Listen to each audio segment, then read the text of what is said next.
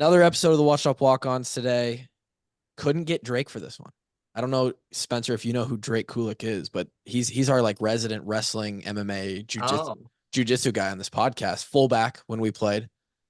Couldn't get him. He had, he's had some falling out with us to do the episodes, and we thought we were going to get him back to talk to the future Olympian gold medal winner, Spencer Lee, but we didn't. Regardless, we've got us three. Spencer Lee is the guest tonight. We've been waiting for this one a very long time. Spencer, welcome to the show. Thanks for having me, man. Appreciate that. What's life like right now? What are you doing? Oh, well, today was a day off, so a little bit more relaxed. But usually I'm on a training regiment, so we have like every day's a specific day, and then you have like different days of rest and different days of training, different days of workouts, and all this other stuff I have to do. Is a rest day for an Olympic wrestler like an actual rest day, or is it Depends. like an active? It depends. Yeah. Well, every rest day is different, you know. For me, it's like I have active rest days, passive rest days, and then I have like, therapeutic rest days. So like they're all different, encompassing different things, right? So Everything's pretty active rest day is what? Just like a 3-mile run that day? Well, I lifted this morning, so that was my active go. rest day. So. I love it. I love it. How much training, like big training days you got left? Because we're a month and a half out from Paris now, right? I compete August 8th, 9th. So 2 months. Yeah, so I got a little bit. So I'm the kind of guy that likes to go hard pretty much up until like 3 days before the competition. So is that really? Right? Damn. Yeah, I mean, listen, it's not gonna make me like not ready for a tournament. I'm not gonna be sore. Like I'll be ready. Listen, when the day is ready to be like the competition day is ready to be there, like I'll be ready to go. It doesn't matter how you feel, what's going on, what's wrong with you. Like when it's the day to compete, you're ready to go. Especially for the Olympics. Yeah, I mean, listen, it doesn't matter what's wrong with me. I'm gonna wrestle the best I can. So this has been first of all, congrats, dude. This is so sick. Like, I know you're in it, and we were me and Kevin played. Grant played some lacrosse too. He's our producer, but like when you're in it, I know it's hard to look up and smell the roses, as they say, but this is really cool, and I imagine this is something that you've had in your sights for a very long time. What was it like to actually qualify, and like you're actually the moment where your hand gets raised and you're going to Paris, you're an Olympian? What was that like?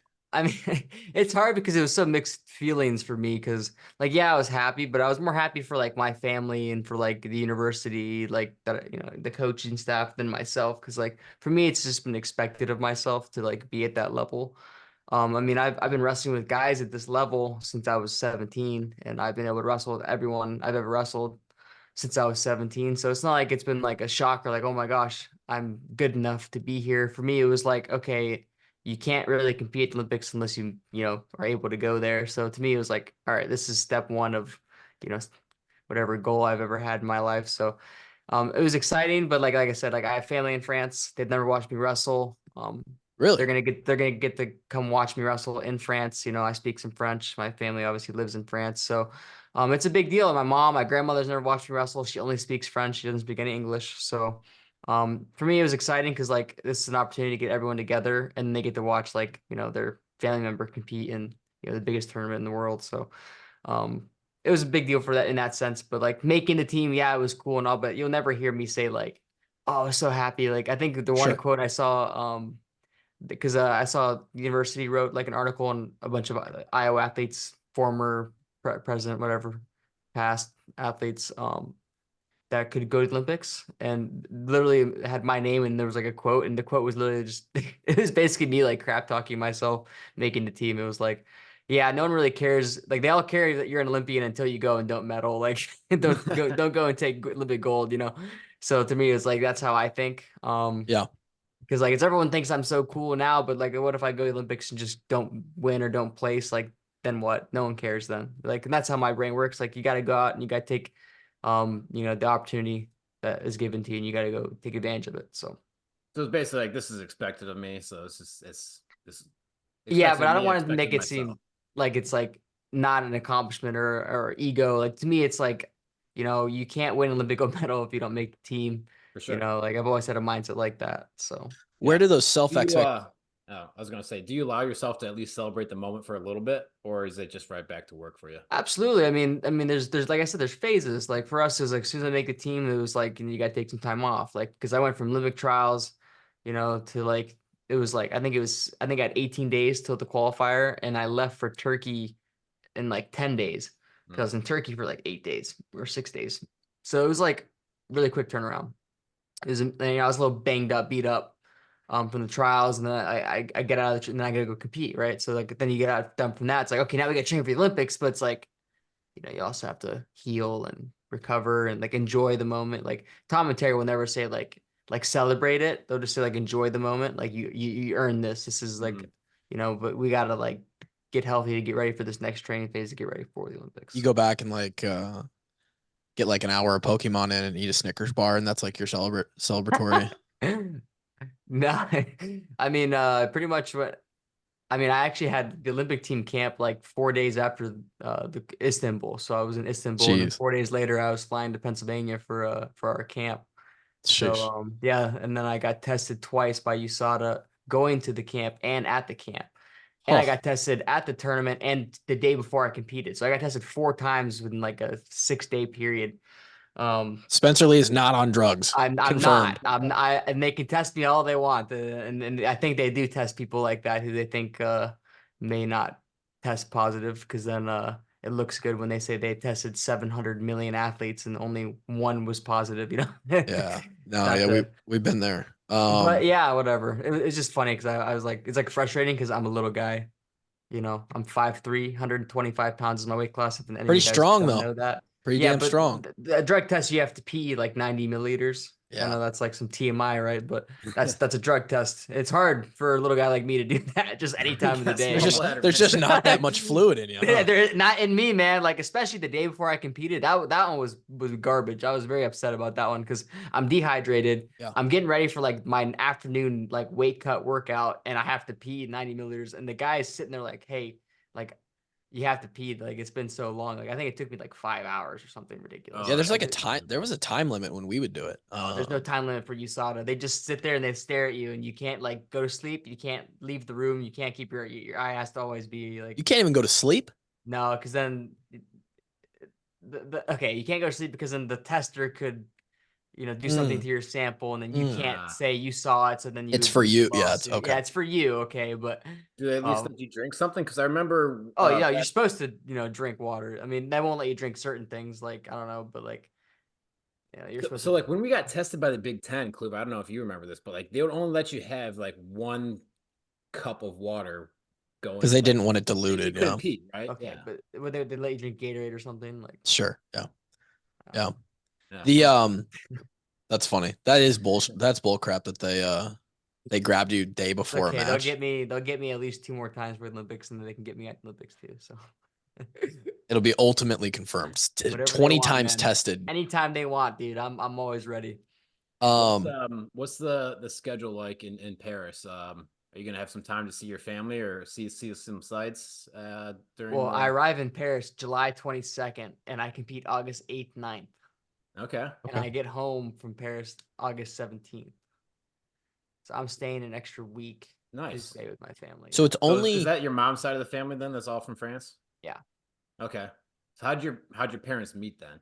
If they met doing judo in France. in My France. dad was going to train there, and my mom asked him to fight. And he was like sitting on the ground, like jet lagged, and he said he saw 2 little feet walk up, and he because he's like this, like this, and you see the feet like in between his arms.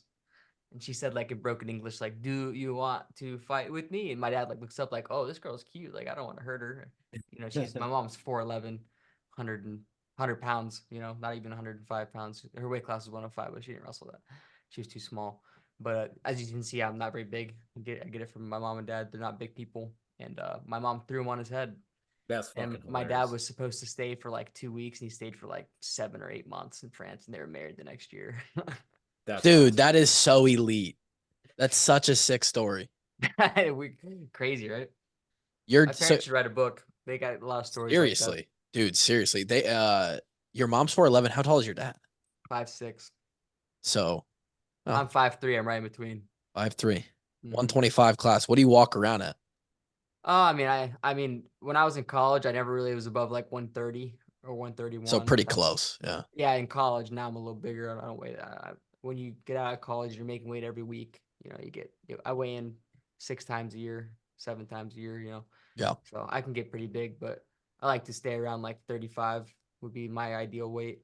And then Is I can lose 6 pounds in an hour. So if I can get down to like 130, 131, it takes me 45 minutes to make weight. So do you? That's insane. Yeah, that is. Yeah, that's something we don't have experience with is cutting like that. welcome to wrestling. Yeah, that's Especially since you're 130. That's what? That's 5% of your body weight in an hour. Pretty Did I much. just do that math?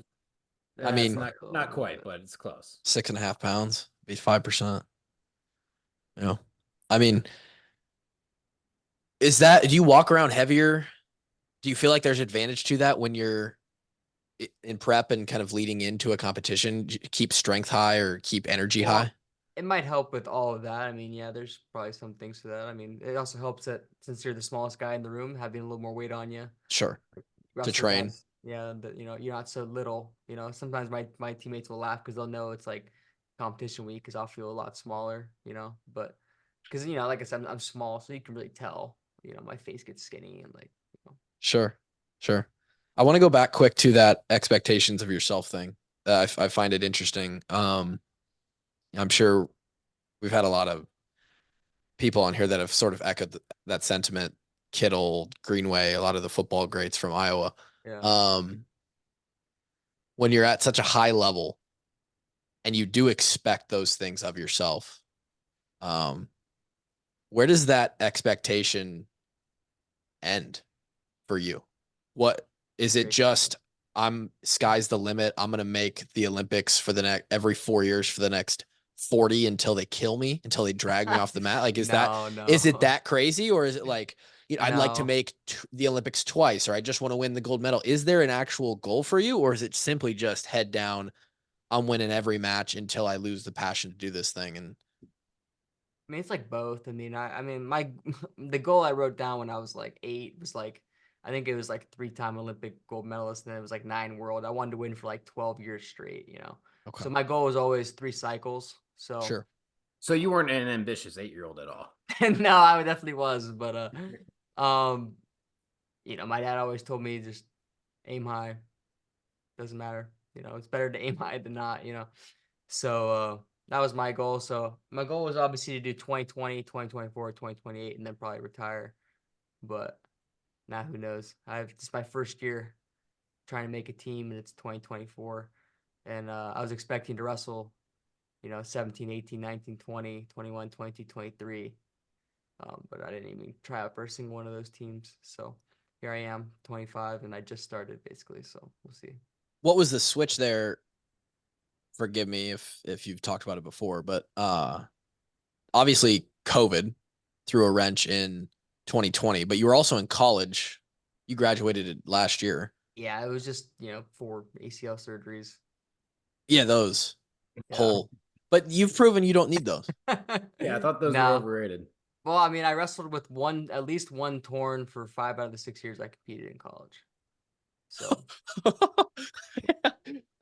dude, you're a psycho. The 1 year I didn't wrestle with it torn, it was the year I came off of having surgery of one. So I had surgery, and then I was cleared like in December, and I got my retro pulled January as my freshman year, and I wrestled January to March. So I only wrestled like 18 matches or something my freshman year, and that was the year I was healthy, just because I just came off surgery.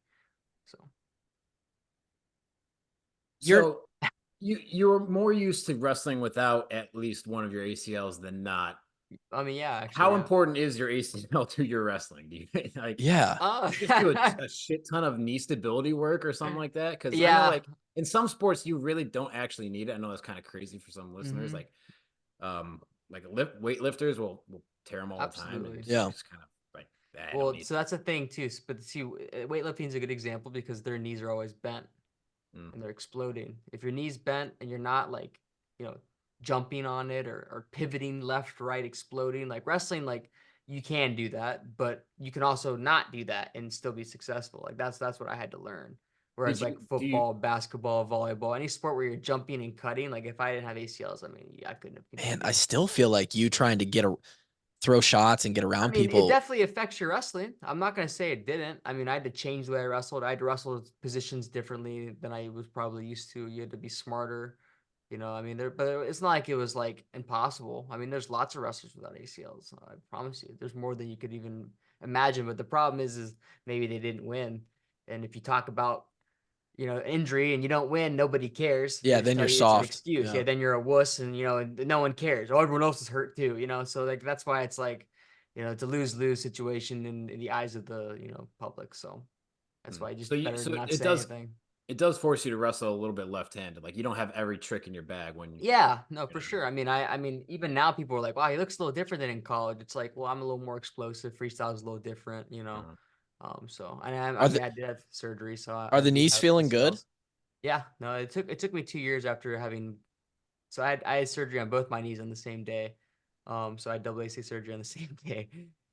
So I wouldn't recommend that. It was pretty dumb, but my doctor advised against it. But were you in a wheelchair then? I was for like 2 days, and then I said that was for I didn't want to be a cripple. Wheelchairs are for wussies too. No, I didn't want pretty much. ACLs I used a walker. I used a walker instead, and I had knee braces, and I would kind of swing with my arms one leg at a time for a little bit, and then after I didn't go in public with the walker, I used a cane. So if you saw me in public, I had a cane. Spencer Lee with a cane would be so sick. I did. I swear. You can look at. Oh man, I might have a picture it's on my Instagram. Start beating people's ass with a cane. It was my grandfather's on my dad's side. The cane he carved it himself. Wow. It was pretty sick. I mean, I don't know if you can see this picture, but that's me in my pajama pants, and then I have a cane. Oh yeah, I've seen that. Yeah, so that was it. So, I walked around with the cane. That's crazy. Yeah. What? Did they take grafts from anywhere else in your body to repair those ACLs, or do you know? Yeah, no. So I used patellar twice, and then I used quad twice. Okay, just curious. Kevin's in the he does that now. He's medical sales. He knows all the instruments and. Yeah. I used quad, and then it's called tendonesis. It's like your IT band is wrapped around. Wrapped around your ACL as well. So I basically have 2 ACLs in each knee. So. Is division, if you're a Division I wrestler, is it one of those scenarios where everyone's banged up? Everybody has something. Yeah, especially our season is so long. I mean, we start in October. Our season doesn't officially start till I think it's October 10th. So we start in October and we don't end until March 20th. Long. And then what sucks is usually the Olympic or World Trials is April 7th. So you got 20 days after the whole season of wrestling folk style to try and make a World or Olympic team. So that's also why it was hard, because I'd have a torn ACL, I'd go through the season, and then I was hey, you got 8 days, go make a world team. And I was it's my knees swollen, it's a balloon, and I'm limping, Yeah. Jesus. Is it also hard to kind of switch from the college wrestling to freestyle? Not for me, no. If you watch me wrestle folk style, I don't roll across my back. I never did anything if you know wrestling, then you'll understand what I'm talking about, a funk where you roll across your back and stuff like that. I don't do that. So for me, they're one and the same. The only difference was the other guy got free points for getting up, and in freestyle, you don't get free points. So sure. What do you think of the new college scoring system? I definitely think it's ideal, because that was one of the reasons why. If you asked me what I preferred, I'd always say freestyle, because I always said freestyle benefited the better wrestler, because if I'm scoring points, I'm scoring points. In folk style, you could take a guy down 5 times, and then he takes you down once, and the score would be 10-7. Right. Whereas in freestyle, if I take you down 5 times, I tech fall you, first of all, but second of all, it'd be 10-2.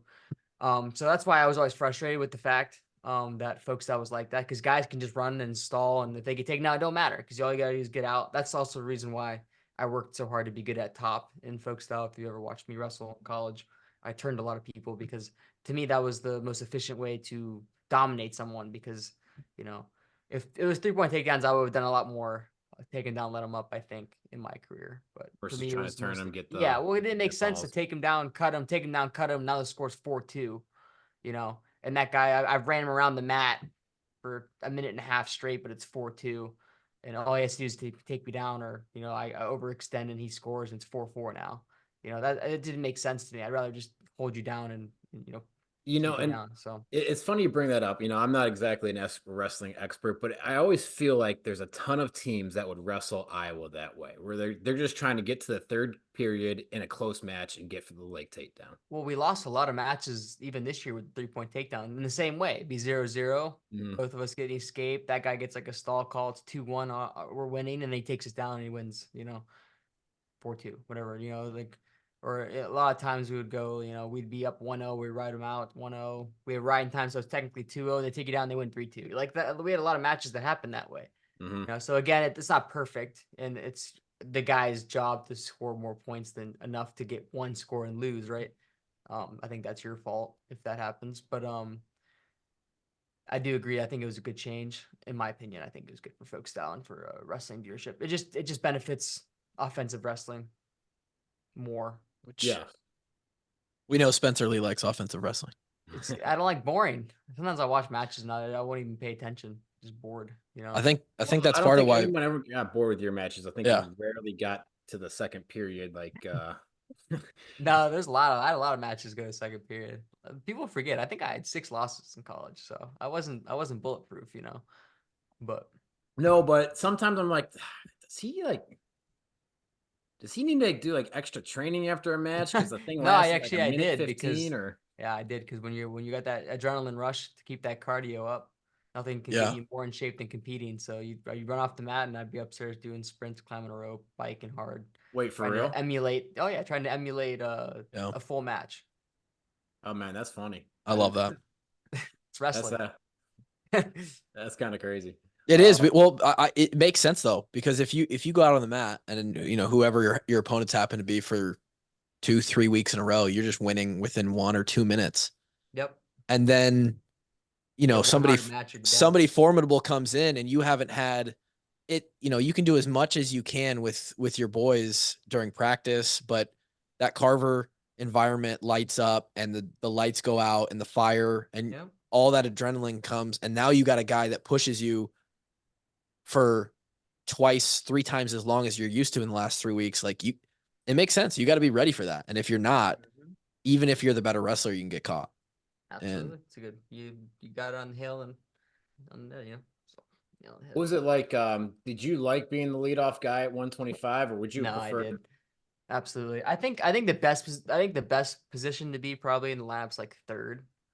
Cause like sometimes if you're second, you might think you have a match, and then the guy in front of you and then all of a sudden you're up. Right. So it's like DeSanto, like he was my number 2, like behind me, 33 pounder for almost my whole career, right? So he said he used to just get ready. He's like he never knew, all of a sudden I could just pin the guy, or it's attack, Whereas I think the third match is perfect because even if there's 2 pins, you there's a break in between matches, like for media, there's 2-minute breaks sometimes, or sometimes, So no matter what, when you're up, that's that's why it kind of sucks being the first in like the national finals, because you have no idea when you're up. Like they just keep going. Like I remember every time I was in the finals, they'd always go, "Hey, you got 5 minutes," and then the 5 minutes would pass. Actually, we got 2 more minutes. It's like you're like bouncing and trying to stay ready. Being second or third is always probably the best position, but I like leading it off because to me I felt like that was my job to start off the momentum. So there was nothing better than following along on Twitter, and the wrestling account, Hawkeye wrestling account, would put out the simple tonight's duel will start at 125. And it's just and it's everybody on Twitter is just like, all right, well, it's a good start for us, huh?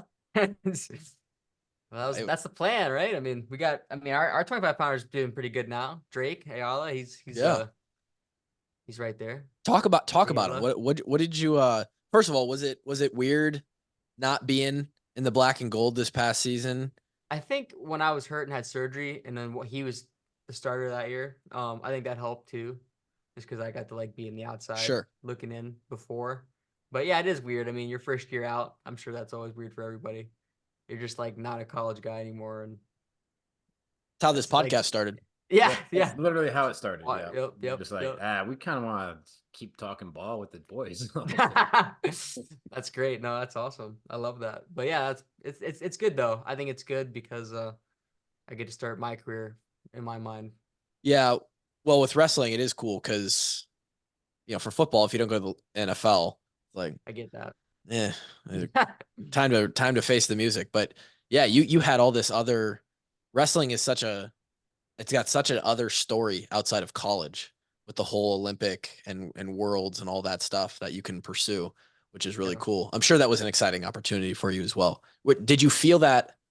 Maybe not because you're just so focused on winning, but did you feel an itch to like participate in all that while you were in college? And you're kind of like, man, I wish I could.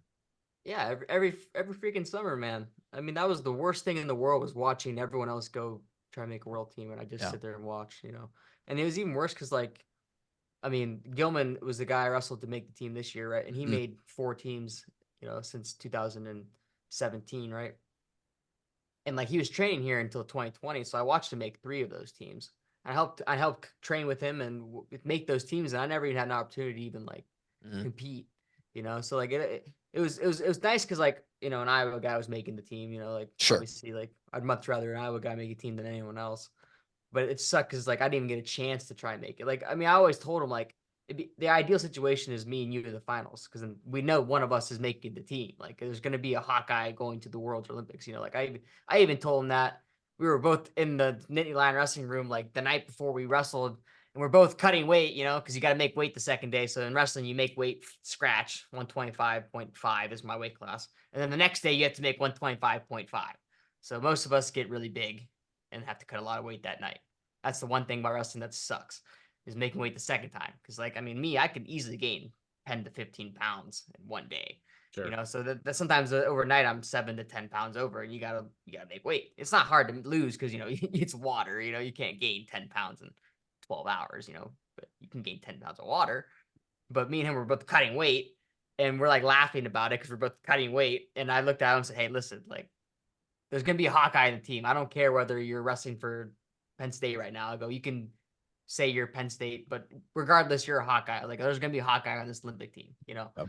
And even if Nittany Lion's on the team, it's still gonna be a Hawkeye. That's what I said to him. He just said, we've talked about this a lot. Me and him, we both knew we'd wrestle eventually, so it was just fun to know that there was a Hawkeye. So was it? How was it at the end of the match when you beat him? Was like the kind of the passing of the torch moment, or what?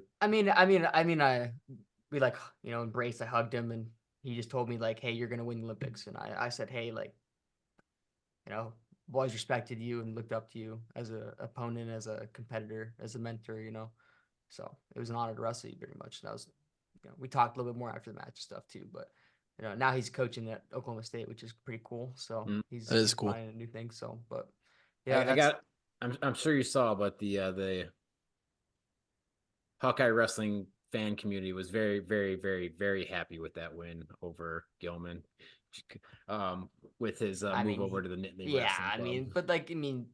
As like an Iowa fan, like I get it. Guy leaves to go train at the #1 rival school. I get it, but everyone's got to do what they got to do. So no, I'm a Hawkeye. I'm staying here. You don't got to worry about that with me. So, and I don't think people do.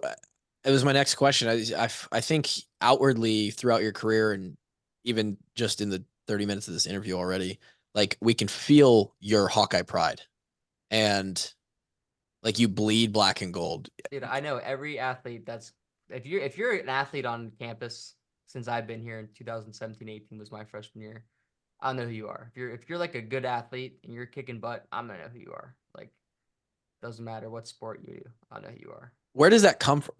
You're from Pennsylvania, right? Yeah. Why? I chose Iowa.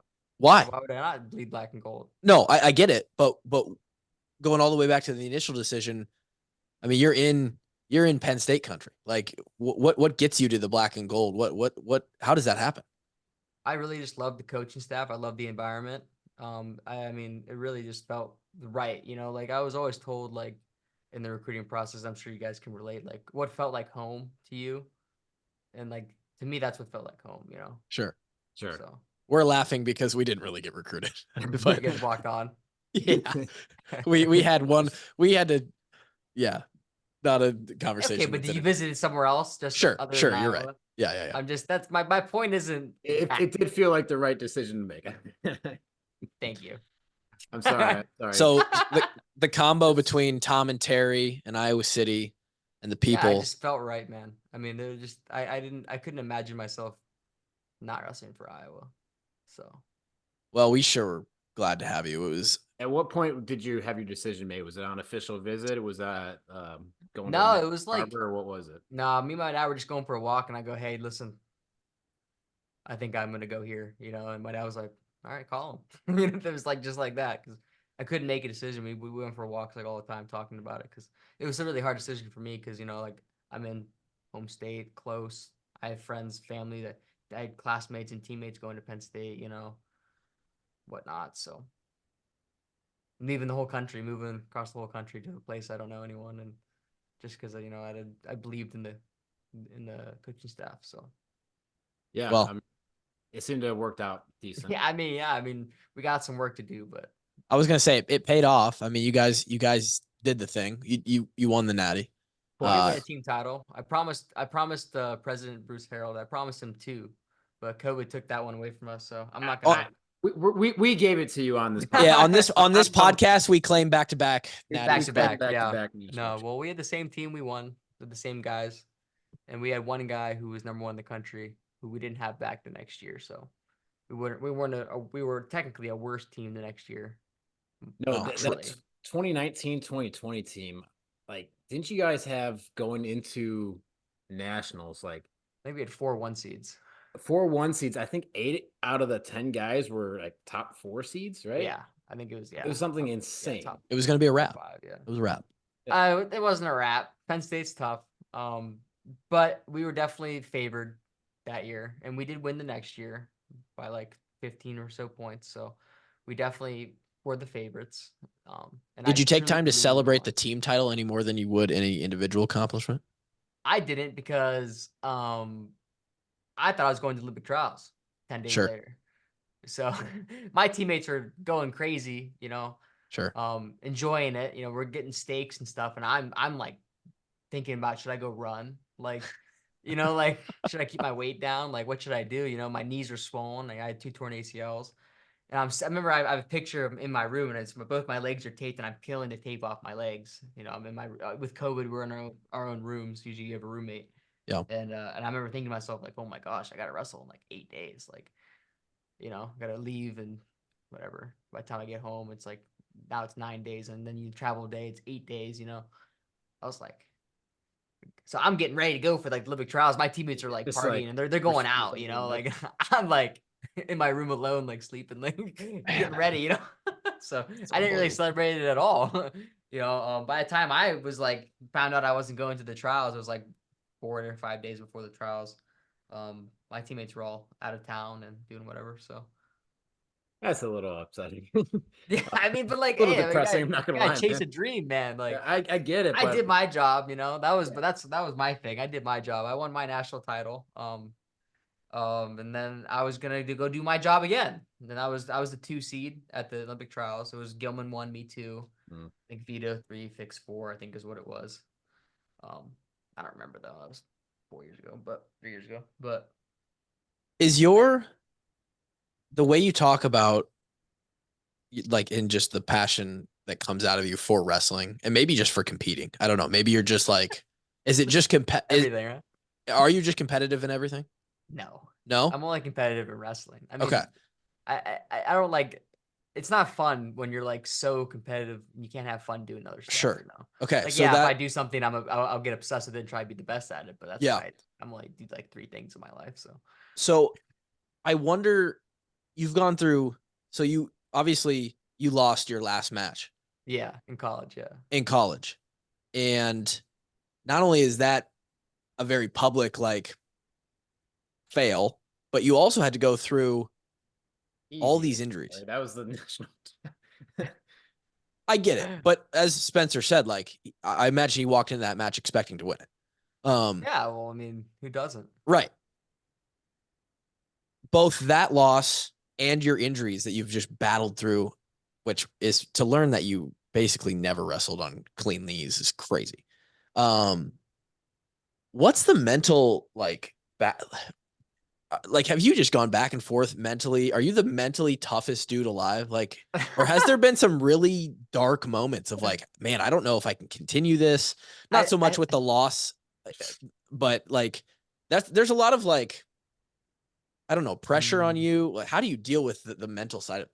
I think if you knew me better, you'd understand a little bit more. I'm a little goofy. Like I'm not like I'm obviously I'm serious, but like I'm not a guy who like overthinks things. Like I like Tom will laugh. Like Tom tells me I'm tough and I'll say like, nah, I'm not that tough, And he's like, nah, you're like one of the toughest dudes I know. He might say that to me and I'm like, no, I'm not. But like, because what would happen is I would tear my ACL and I remember like I'd walk off the mat and I'd go to Tom and I go, hey, listen, I tore my ACL. And my Tom would go, huh? I'm like, yeah, I blew my knee out. He's like, when? And then I tell him when it happened, then we go watch the tape and he'd see it. And then doctor would do the movement. He'd go, oh, it's about 90% sure it's torn. I go, no, it's torn. I know it is. And they'd always be like, why are you so calm? Because like, to me, it was like, okay, it's torn. What do you do now? Like, am I going to go cry about it? Now we have to make a decision. Like, do I have surgery? Like, do I call it quits? Do I try and get healthy? Like, that was always like, to me, it was always like, what's next? And that's what we preach in the Iowa wrestling program. And I think I was raised that way. Anytime I've ever gotten hurt, anytime something's happened, I mean, like these aren't things I'm trying to brag about, but like my first world title in high school, like my cadet world title, I had cracked ribs. I cracked them like 5 days for the tournament. If I got taken down in that tournament, I probably would have lost. Like all you had to do was squeeze me and I would have got turned. But I didn't give up a point, so I scored my guys like 50-0 or whatever. So I didn't get scored on, but like no one knows I had a cracked rib, then the next year I won junior worlds, I had a torn my labrum like 10 days before the tournament, and I couldn't shoot all the way because my arm would give out and slide. Right. So like, like the people who can't, like, to me, it wasn't like, oh, I'm so cool. I can wrestle hurt. It was like, okay, how can you win? Like, it was just like, how do we do this? Like, I never thought like, why me? Like, why am I the one who's always hurt? Because like, if you look at my career and I go through everything in my career and I go through everything I went through in college, like people be like, oh, wow, that's a lot. But like, first off, nobody cares. I'm not going to go through that. But it's just like, that's how I was raised. Like, what do you do when you describe it, it makes sense, right? Because you can't do anything about it. Exactly. Like, but nothing you can do. You have to recognize within yourself that you have some uncanny ability to deal with adversity and just move on relative to the normal person. Like it seems a little bit. Always tells me, he's like, your pain tolerance must be insane. Cause like me and him will have the same like injury or owie or whatever. And like the way like he and listen, Austin's like the toughest guy I've ever met in my life. He seems pretty tough. He's tougher than me for sure. But like when it comes to like pain threshold and stuff, like he's always like, I don't know how you do this. Like this sucks. Like, you just tell him he's a little bitch or what? I do. I tell him, I go, that's why I whip on you, brother. And then he grabs me, wants to push me in the wall and fight me. And because me and him were like best friends. So maybe I'm genetic thing. I don't know, but I was raised that way. So. Maybe. I mean, it's from the outside looking in. Obviously all athletes deal with injuries, but like as you continue to go, like cracked ribs, labrum, knee after knee after knee. I mean, that is some shit to go through, and it's incredible that you have. I mean, it's awesome. I mean, it's not. I wish you wouldn't get hurt. I wish there was just 100% Spencer Lee, but I guess this is the battles you've been given. I used to tell the media, like every year, like you haven't seen the best yet, the version of me yet, and they used to always laugh. So it's like funny now. And you're like, no, really, like, yeah, like seriously, I'm always like, even my teammates in practice, my lower body doesn't work. Like I can't explode, man. That was like what I used to be so frustrated about. Like the worst thing about wrestling with 2 torn ACLs, not to get on a tangent, was not knowing when they'd give out.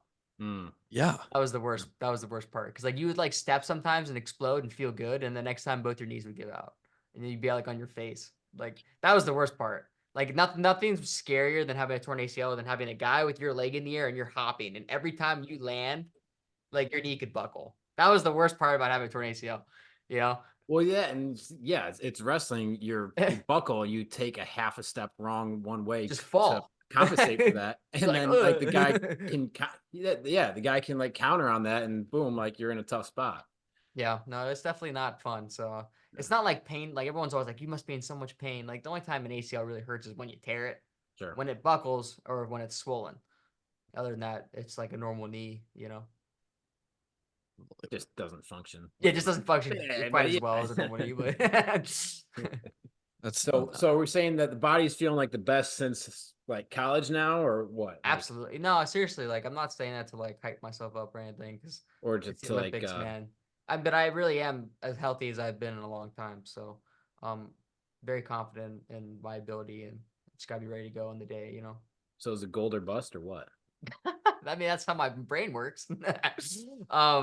I always say, like, I know that's kind of messed up because, like, not to take away from anyone who takes silver or gold or bronze. If I take silver or bronze, I'm sure I'll be somewhat happy. I don't know how happy I'll be, but it's more like the way like United States perceives Olympic gold medalists versus silver and bronze. Like if you're not a fan of a sport, can you name the bronze and silver in that sport? good point.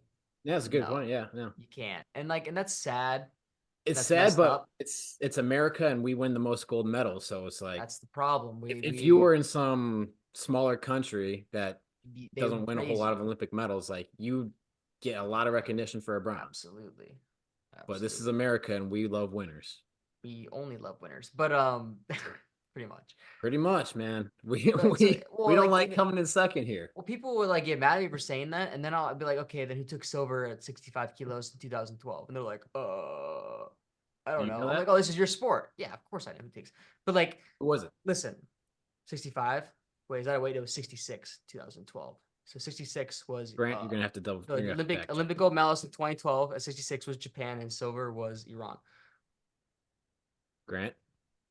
Let's get that going, Grant. Uh, you're are you nerdy about wrestling like that? Like yeah, all I am. the So wait, it's gonna make me mad. No, 74. So 74 was Burroughs gold, still silver Iran. 66 gold Japan. Yonemitsu. He beat. I think it was Iran. Might have been. No, it was India. India. I think it was India. India, Iran. I love it.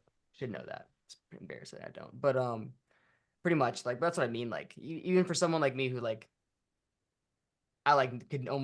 I'm not as good now, but when I was a freshman in college, I could name like every World Olympic champ, pretty much every year. Every weight class. Pretty much every weight class. Yeah, like even Terry would like laugh at me. He'd be like, "You're like obsessed." Like it's like hard though, because then you're hurt every year. You just like don't really watch it. So like, Do you have any favorite I mean? guys watching growing up? Like That's a tough question. There's so many. I mean, my favorite wrestler probably ever. His name was Basik Kudakov. He never won the Olympics, which is sad because I think he was a 5-time world champion. He took silver in 12 and bronze in 8.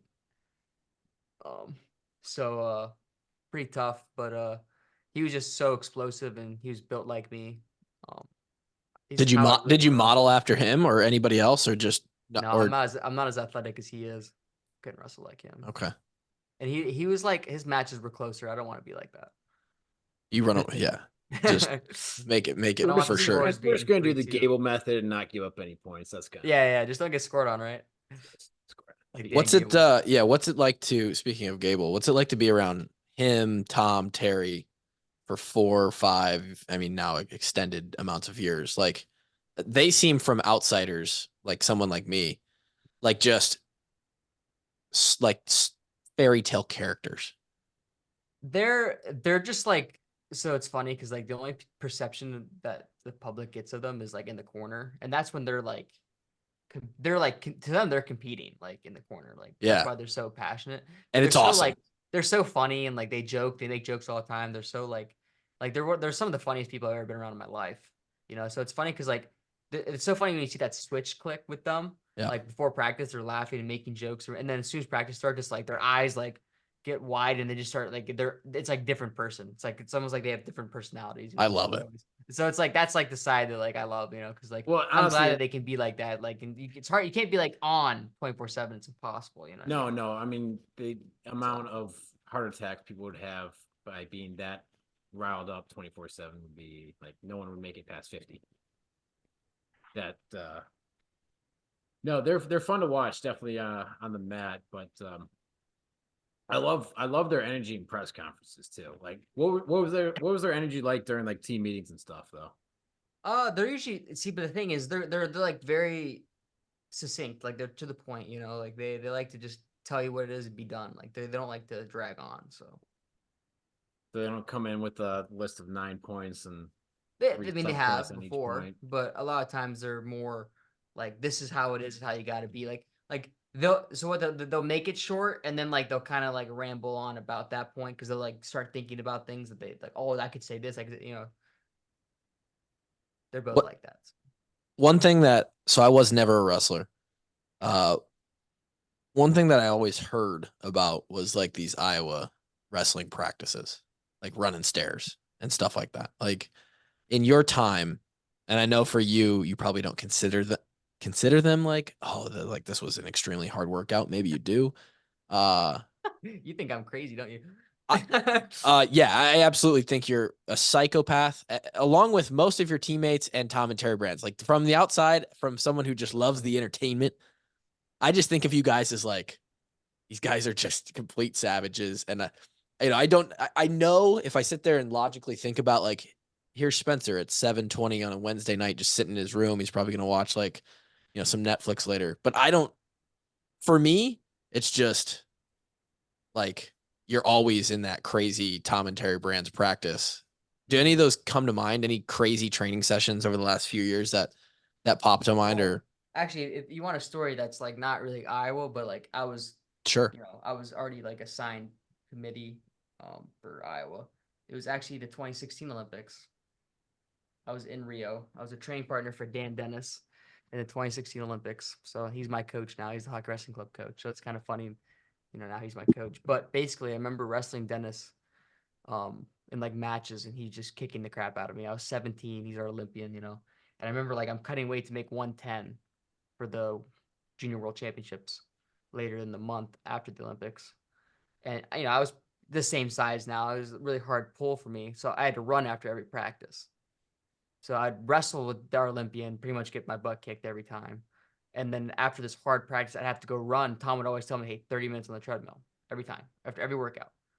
So, because it was a really hard weight cut for me to make 110 pounds. Think of a grown man making 110 pounds. Ridiculous, right? Yeah, it's wild. And I remember Tom coming in. He was like fired up. Sometimes I get like that, like pumped. And I remember he would grab these dumbbells. And as I'm running the treadmill, he'd start curling them. And he's just like shirt off, just he looks at me, and I'm running, and he walks over and he hands me the dumbbells, and he goes, put them over your head. So I have these dumbbells over my head, and I'm running on the treadmill like this. I'm 17. I'm running, and he goes over, he grabs a heavier dumbbell, and he starts curling them. And I'm running like this, like, oh my God, like I was running at a pretty hard pace, like I'm trying to like get in shape, lose weight.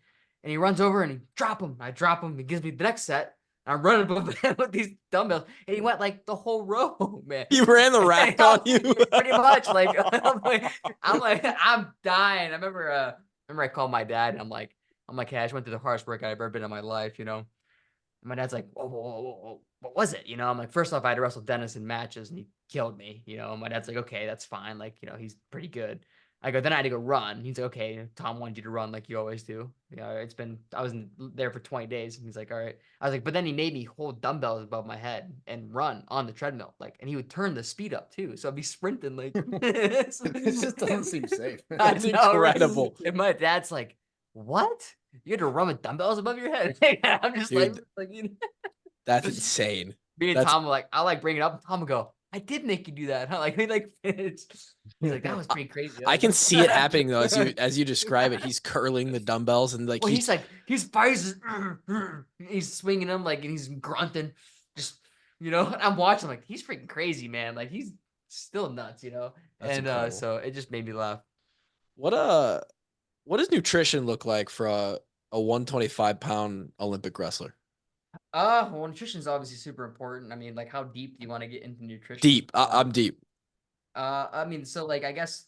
Like, do you track? Are you down to the calorie? I track my calories, and track your macros and your protein intake and your freaking potassium intake and all that crap. But I mean, I don't know how much I want to say, but I mean, I guess you could say like I don't eat more than 1,600 calories in a day. I'm 5'3", I guess that makes sense. It's crazy to someone who's I weigh almost 200. We had a defensive lineman on the podcast earlier this spring who had a 5,000 calorie shake. No, 2,500 calorie shake. whatever, just to start. So the yeah, day. no, but for me to be in a caloric deficit to keep my weight down, I can't eat more than like 1,680 calories a day. Wow. I like how dialed it is, though. I mean, it doesn't Even surprise on, me. Even like on a big training day, like that's you keep it pretty steady, huh? No, because my metabolic rate of like if I don't work out is below that. Plus, wrestling is like high cardio sport, so I'm not really losing fats. I'm using up the Burning through carbs. glucose. Right. So I'm not actually losing fat in these workouts. Yep. So no matter how many times I wrestle, like I'm not gonna like lose weight unless I go for like long 45-minute walks. Yep. Like a lot, because then you're at the fat losing. Hey, okay, pause.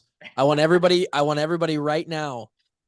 I'm a fitness and nutrition coach, Spencer. So this is my everybody right now. What did he just say? Spencer Lee just told you that if you want to lose weight, go on a walk. Yep. You're in the fat burning zone. Yep. Okay. Exactly. People don't believe it. People don't believe that. They laugh. Like, how much should I run? I'm like, just walk. Don't run. What do you mean? I'm like, why would you run? I mean, when's the last time you ran? Oh no, when I was in high school. I'm like, then go for a walk. Especially somebody like that, their heart rate's gonna be way too high. That's what I'm saying. Like, we test for all this stuff. Like, my heart rate, like like the heart rate, the highest it can be for like my, whatever you want to call it. Going to that fat burning before I go into the cardiovascular zone, whatever it's like, whatever 122 or something. Like super, it's pretty low. And it sucks because like if I'm on the bike doing that workout, I'm like bored out of my mind. I'm like this like 122. But yeah, so like I've been walking. I've been playing Pokemon Go. Actually, everyone always asks me about that. I never did, so because I play competitive Pokemon like on like a DS, a Switch, that kind of stuff. But I got into that to start walking with this. So that's how you get weight down. Walk, count your calories, drink a lot of water. You'll get ripped. Sleep good. People who have seen me tweet about that stuff for 5 years are all of a sudden gonna be like, huh, guess I should walk and drink some water. Exactly, dude. Assholes. Okay, dude, you would lose. Yeah, you listen. Terry Brands told me, he's like, if you lift weights, he's like, you drink a crap ton of water and go to bed. He's like, don't eat past 8 p.m. and go to bed early, 8+ hours. He's like, you'll get ripped. It's like inevitable, Yeah, pretty much. Yeah. I was like, that's pretty much all there is to it. You gotta do it every day. Every day, it's consistency. You don't have to divulge anything if you don't want to, but are you, as an Olympian, are you down to like, do you do like blood testing too? Is it that serious? You can. Right. Blood, hair. I'm just curious at what it takes to win a gold. Your potassium level. Yeah. And then how much protein you eat so that your protein's being, properly. And if you're Russian, how much D-ball you should take. Yeah. How many vitamins you should take every morning. Are they still wrestling as like the International Russian Coalition? AIN, the individual neutral athlete. Yeah. Yeah. Same with like Belarus. Are they still juicing? Do people get away with that still, or is not in 2024? See, but the thing is, they'll get away with it, then their career will end, and then 10 years will pass, and then they'll get caught. So they'll already be like a political figure. They'll already make millions of dollars, and then they'll get caught, take the medals away. I watched that Icarus documentary. It was a great documentary. Oh yeah, so sick. Crazy, scary. Yeah, but like Tom's always said that too. Like Tom always goes, you got to beat someone. You got to work so hard because they're going to be doing everything they can to win. Yeah. And they're not going to be doing it legally. He goes, you're going to be doing it legally. So why not get the sleep? Why not eat right? Why not sleep right? Like. Any questions, Kev? I have one more question, but I want to let you guys finish before we waste more Spencer's time. I always like to ask this for like high level athletes it's obviously a huge sacrifice to live the lifestyle that you do, especially in wrestling where you're so weight controlled, calorie controlled. Do you ever feel like you miss out on stuff like from a college experience because you can't be a normal college kid and then go to the Olympics, right? Yeah, but like the thing is like when I see how people live their life that are normal, I almost feel bad for them. Like it just sounds so boring. All you do is go to class, and then your whole weekend encompasses going out and drinking until you're drunk, and then you wake up and do it every week. It just seems so like, okay, you do it once, like sure. Like I've never drank alcohol before. Ever. My whole life. Never drank. Wow, I thought I was sweet. So it's funny because like my friends will like point places out, like, and I've never eaten it or never eaten there. You know, like Chick-fil-A. Never even had Chick-fil-A. I know that's not even that bad for you. Like I've had stuff like that. I never had a donut. Like you've never had a donut? Okay, Whoa. see, like I've never had coffee. I've never terrible. had donut. I've never had alcohol. Like there's a bunch of stuff like that. My friends are like, "What's wrong with you?" You know, like, but like what I it takes like to ice be the cream, I best, like baby. stuff like that. You know, but like you gotta like, I mean, but like everything in moderation. You know, like I'm not gonna like go on a tangent like that. But If you were to eat something crappy, what's the go-to for Spencer Lee? When when you retire, what's the first thing you're eating? When I retire, I'll be pounding protein shakes and getting in the gym. I'll be 155. He's gonna get to 155 and be absolutely muscle, dude. jacked, dude. I'm gonna be yoked out of my mind, dude. Yes. Yeah, that's gonna be sick. I don't even lift. Like, I just do pull-ups and climb rope. That's it. Yeah, and wrestle. That's it. I mean, everyone's that's like, crazy. I'm genetics. I mean, my mom. Well, and if you lifted, dude, I would just gain weight. Yeah, you'd be too heavy. Dude, that's the thing that sucks, man. Like anytime I ever like did like a small lifting phase, like I would just get big. Like, yeah, it's crazy because it's a conversation for you to like go up a weight class. I'm too small, man. Even if you got like a lot stronger. I'm so short. Like it's hard, man. Like even when I'm at my biggest, like out of season, like last year in Japan, living there for like a month, eating 3 meals a day, we're not wrestling, not working out. I still barely weighed above like the threshold like that people weigh to be the weight class above me. Damn, like that's crazy. I just can't. Like I'm too short. Like sure, I could go 61 kilos, which is like 134. I could definitely do that, but like it doesn't make sense because like if I'm dedicated at all, like I weigh that much. Right. Like. And I feel good, you know, even if I'm 38, like that's 4 pounds over the weight class. I do one practice, I'm 3 under 61 kilos. Like it's so easy for me like to go underneath that weight. Like it makes no sense. Like why not just get tough, be dedicated for 6 weeks and make the weight? Like it makes no sense not to do that. Yeah.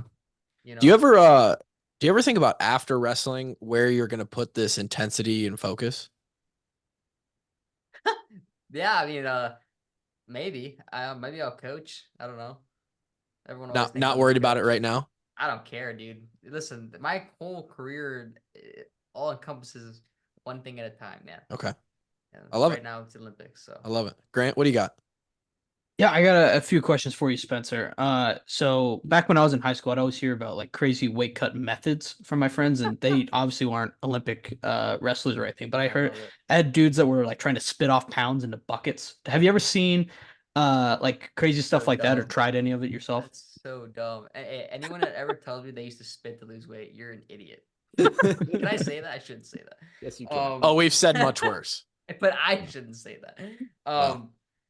So, because like it makes no sense. Like in high school, like I get it. Like you don't know, you're in an ill-informed, misinformed, whatever you want to say, ignorant in a not in a bad way, but like you don't know how to.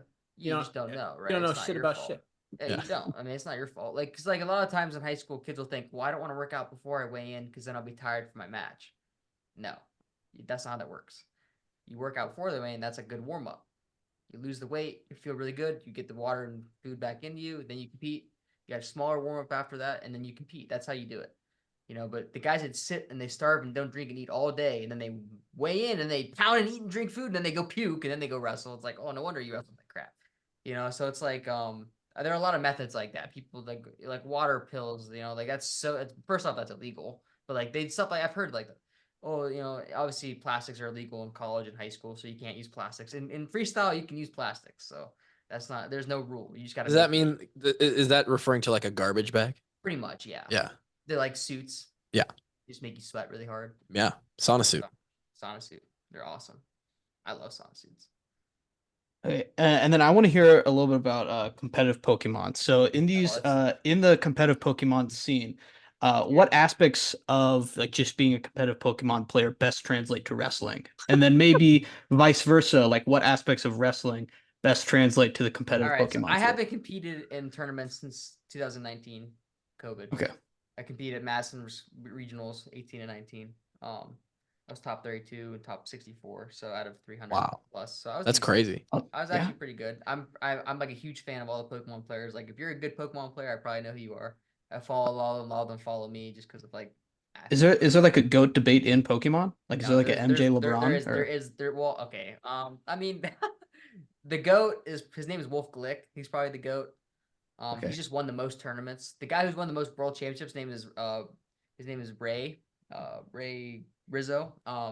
He won 3 world titles in a row, but like 11, 12, 13. So it was like kind of a long time ago, and not as many people played. He's definitely like so those the are GOAT. Mickey Mouse championships, is what you're saying. Well, I'm not because he's the GOAT. Like in my mind, like he stopped competing. Like he's like Larry Bird when he was playing against. Pretty much, yeah. But he's still like he still competes sometimes. He'll still win stuff. Like he's still him. You know what I mean? But like Wolf won a world title in like 16, but he's won like the most. So there's like internationals are just like basically like continental tournaments. There's like 4 a year.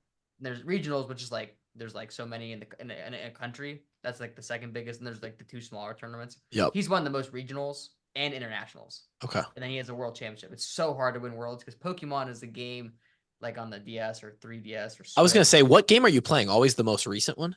Yeah, and then then they tell you what Pokemon are allowed to be used in the format. Yep.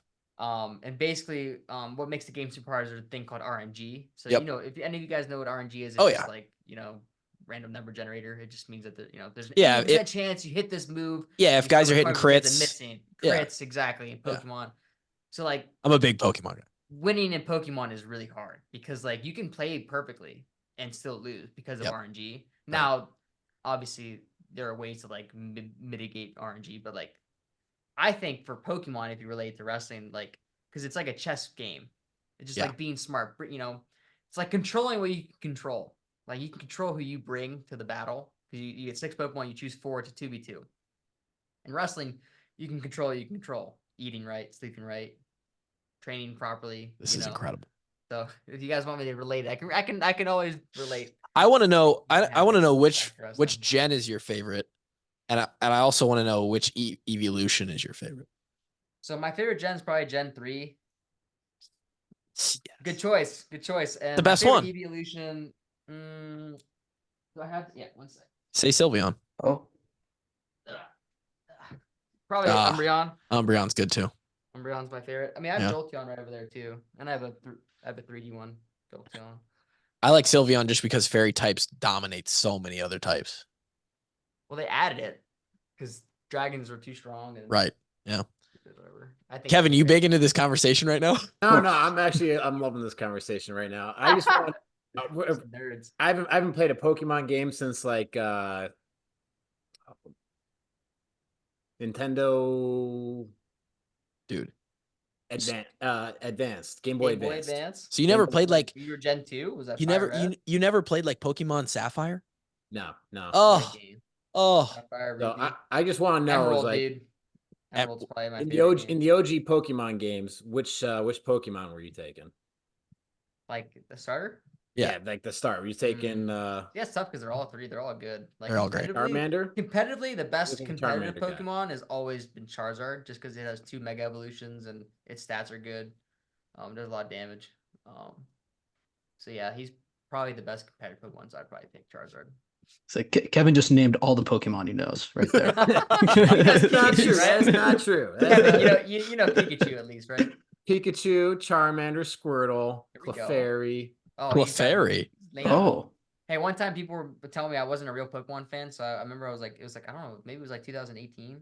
So you named off all 151 in a row? No, so I did a quiz on Instagram Live, like after I won nationals with the Pokemon theme song, and I typed in, I had 15 minutes to type in all 151 Pokemon in a quiz, and I did it first try. Let's go. You're like a Sporkle for Pokemon? Yep, it was Sporkle. It was Sporkle? Oh, okay. I love Sporkle back in the day. I couldn't do that now. I for sure I'd probably get like 135 or something. Yeah. I'd miss like 15 Pokemon. My brain. I think your love for Pokemon is, as a fan of yours, as a wrestler and just a Hawkeye, I think the love for Pokemon is what I love most about you. So people really don't understand how much I love Pokemon, because my best friend, he's playing a thing called Pixelmon. So it's like a Minecraft mod for Pokemon. Oh yeah, I And played when it. you go like, so when you go like to like a well, like to catch Pokemon, there's like a blacked out image of it. Yep. I could name any Pokemon that Yep. they go, what is this? I go, yeah, that Pokemon sucks. You don't want that Pokemon. That's this. And mind blew him. He was like, how can you name every Pokemon when you can't even see it? I just It's like that old commercial. Who's that Pokemon? Yeah, I swear I would kill that. I'm It's so good at that. Pikachu. I'm so good at that. Like I could probably name like out of the 1,075 Pokemon whatever it is now, 1,000 maybe like 80. I don't know what it is. I could probably name still like almost 1,000 of them. Probably. That's This insane. is probably only the new gens because I didn't play the new game very much. Just because Most of the new gens are useless. Those Pokemon suck. But there's still the competitive Pokemon that are using the format that if you Sure. watch like when I watch like when it hops on like one of my how I learned Pokemon competitively, his name is Aaron Cybertron Zhang. He's like a YouTube channel. I started watching him. He had like 3,000 subs, and him and Wolf both had like 1,000 subs on YouTube. They both have like 1,000,000 and 300, 400,000. Like he commentates every Pokemon tournament. Aaron does. So like, and we're like kind of friends, I guess, because like I used to message him all the time, like almost like a fan. Hell yeah. Geeking out, and like he's followed my career. So he actually commented on my Instagram saying congrats on making Olympic team. So that was cool that he's still. That is sick. Well, yeah, it's because it's been a long time since I played competitively. But I used to like watch Pokemon videos every day, like go get ready for tournaments. I used to prep like. It is crazy. It was so fun. My friend used to play with him, but he's in the military now. So I respect the grind, man. So but like, like if you guys can tell, I'm like a hardcore like nerd. Like this is my PC. Like, oh yeah. I don't know if you can see. Like, yeah, you the got thing's the ridiculous, right? setup and everything. Yeah, man. I mean this is from an anime. Like if I ever like got into TikTok and they'd let me just not do like wrestling content and it was just like anime, like I could probably post that every day. Like maybe like actual content, it's hard for me because like I like it's like boring to me. Like I was gonna say maybe when the wrestling's all over and you have time to do Right? something else, seriously. you're gonna be a Pokemon anime content I creator. used to stream a little bit too, like Oh, I know. but it's like hard for me. It was I caught hard the 'cause, like, streams. I suck at like every game. I play one game hardcore, like League of Legends is what it's called. But that game's like so boring to watch as like a viewer, like that's like me. Like you don't understand the game. Like and then Pokemon, like a lot of people will be like, why are you playing Pokemon? Like so it was like hard for me to be a streamer. But if I could just stream Pokemon, dude, that's all I do. I would be like passion for me. Like gotta win the Olympics though, because then people will watch anyways, you know what I mean? It'll be a great post wrestling career endeavor. I can't wait to that'd be my dream, honestly. Like a YouTuber, just play Pokemon every day. That'd be goated. I will subscribe. I will watch every video. I have, one of my good friends, his name's DGR Dave on YouTube. He's got like 700,000 subscribers, maybe. He does like Mario Maker stuff. And he has like a second channel. He's like a wrestling fan. Me and him were doing like a Soul Link Nuzlocke. So Nuzlocke's like a hard version of playing Pokemon. Basically, you can only catch the first Pokemon in every like area. Yep. And if your Pokemon faints, you can't use it anymore. Yep. And then you randomize like the enemy's Pokemon and stuff. So the game's just really hard. So then Soul Link means like when you both catch a Pokemon, they're linked. So if his Pokemon faints, I lose my Pokemon too. You're just trying to beat the game. So it's really hard, but it's really fun. Yeah. Oh, it's really hard, especially with someone else. Cause like, you know, you could face a gym leader and he could throw out a Weedle, and then your gym leader could throw out a Rayquaza, you know, and you just get whooped. Like, what are you supposed to do? You know? This is my favorite podcast ever. We've got the Olympian, we've got the future gold medalist, and we're talking Pokemon. No, that's like my comments. Like I started posting a little bit on TikTok after I made the Olympic team just for fun, and like all the comments were like, because like I like talk about like some like nerdiness, and they're like, this guy is such a nerd. Like, hey, you like, gotta I've watched like 600 plus anime. You like, you have to do. You gotta have something that takes you out of the world of wrestling to you know, like. Oh yeah. Yeah, you gotta have a life too. You gotta be a nerd about something other than your sport, otherwise you go crazy. Well, that's the problem. Like I obsess so much over wrestling that like it helps to obsess over something else. You know? Yes, absolutely. So, because like I'm so obsessed with like watching anime, like playing video games, you know, Pokemon, like, you know, that's how I hang out with my friends. We hang out online. Absolutely. Much. You know, unless I go my walk. Well, so when you're on the podium, are you gonna ask them to play the Pokemon theme song over the national anthem or what? I think I would get in trouble. Yeah, you probably would. Honestly. I think people would understand. Just comes on. Spencer steps up and is, I wanna be. Yeah, I start singing it. Well, I gotta win first, but we trust. Can I go one more Pokemon question for you? Yeah, go for it. Always. If you had to do like a Pokemon player comparison to you as a wrestler, what Pokemon would you pick? Wow. Somebody aggressive, special attack. I would say like Xerneas, just because like if you let that person get ready like in the game they set up, they just win. Kevin and Grant have no idea who that is, so I'm gonna bring that up real quick. I was gonna say I totally know who that is, but for everyone else that's listening, do you want to explain that decision there? He's actually it's actually I use Xerneas a lot. It's a legendary Pokemon. Yeah. It has a broken move that like takes 2 turns to like charge, and then like his stats go really like they increase. That's what it looks like. This is Xerneas. So how many ACLs does Xerneas have here?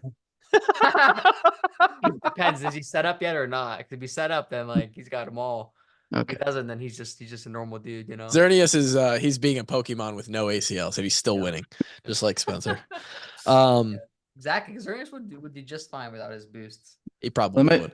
I might have to make some like Spencer the Olympic shirts, like the big Xerneas getting into the ring. We'll put Spencer's face on Xerneas. That's funny. And a gold medal around its neck. On the deer. Yes.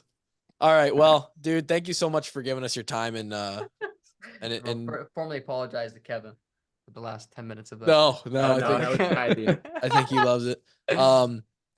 We don't have to tell you this, but all of Hawkeye Nation, and I think probably a large contingent of not Hawkeye Nation across the country are behind you, and we're very stoked to watch you in Paris. So good luck, man. Appreciate it. Thanks for having me on. I've been looking forward to talking to you guys. Yeah, it's good to finally get this done. The fans are gonna love it. So yeah, well, appreciate you guys. Good luck with everything, and I'll do my best at Olympics. Don't worry. Let's go. All right. See you guys.